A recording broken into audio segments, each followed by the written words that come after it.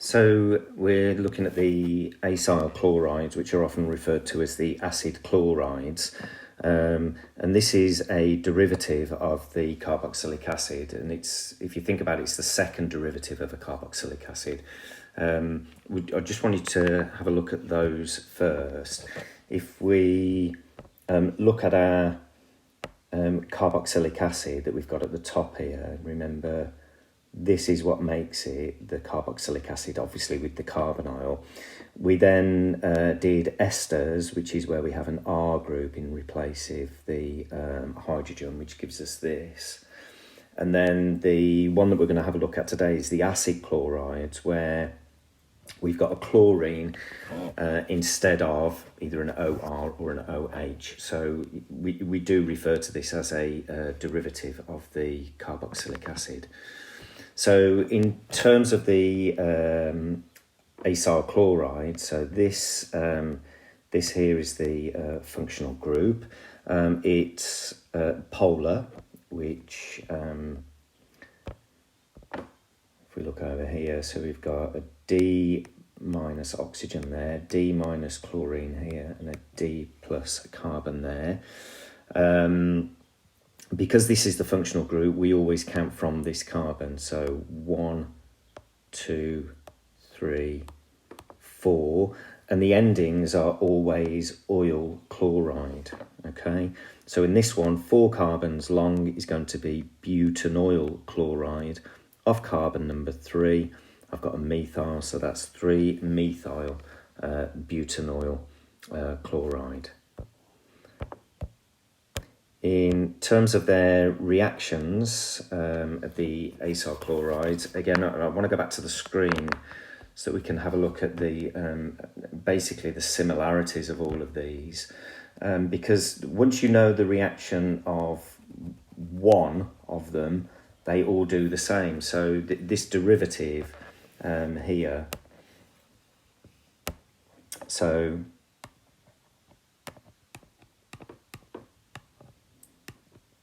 there's my acyl chloride, and I'm going to react it with 4 things. The first thing I am going to react it with is water, okay? And if you remember the stuff that I said right at the start, we always cut it between the carbonyl and, if it's the carboxylic acid, the OH, if it's the ester, the OR. With the acid chlorides, then I'm cutting it between the carbonyl and the chlorine. So once I've cut that, just like with the others, I do this, which means that one of my products is going to be HCl, hydrogen chloride gas. The other product is what is left. So what's left here will be the carboxylic acid, okay? So that's its reaction with water.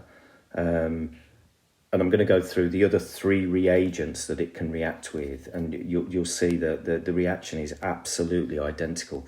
The 4 that we need is water, an alcohol, ammonia, and a primary amine. So I'm just going to adjust what we've got here so that you can see what's going on. Okay, so with an alcohol, this H group here, if I use a different colour, is going to be an R group, isn't it? So HCl still comes off, but this time I've got OCO, and then down here, instead of that, instead of having OH,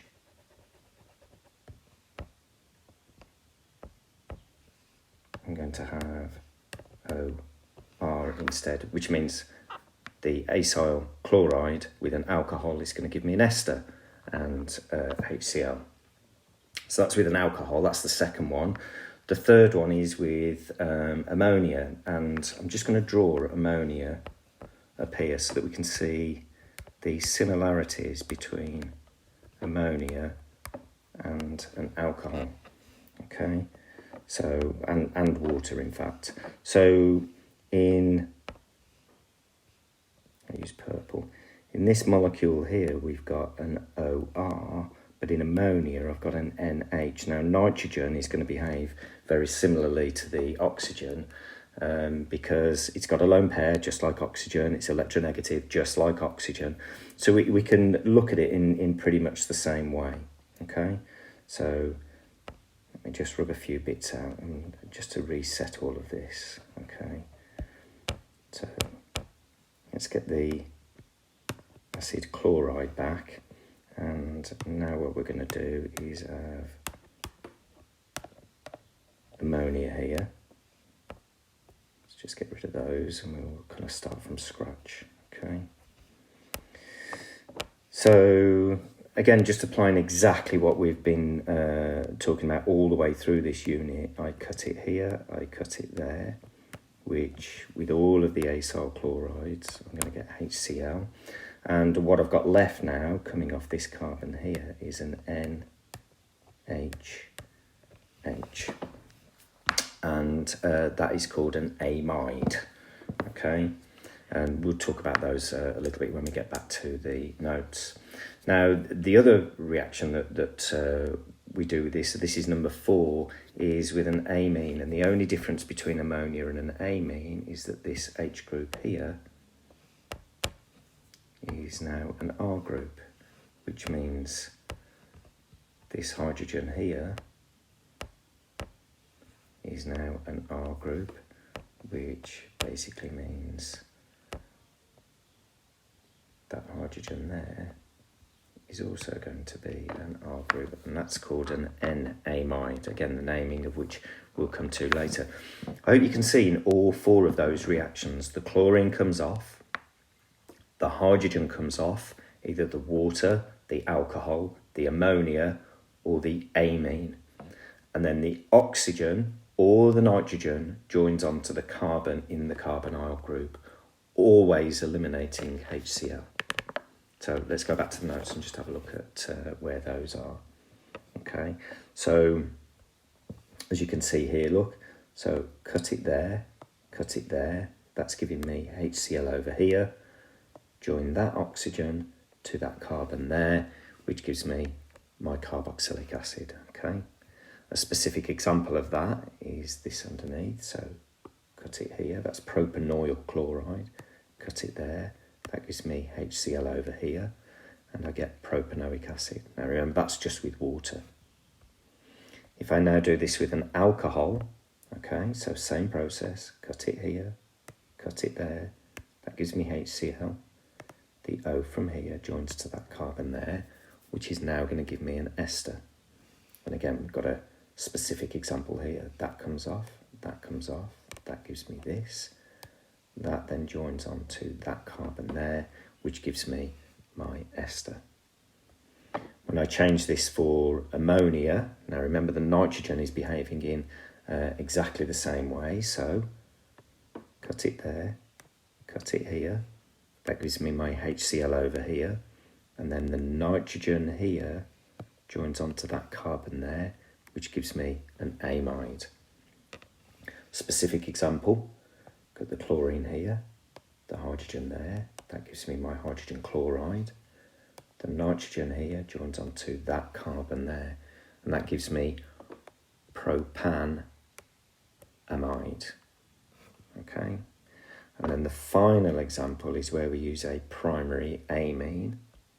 Okay, so again, exactly the same as what we've done before. So we cut there, we cut here, that gives me HCl.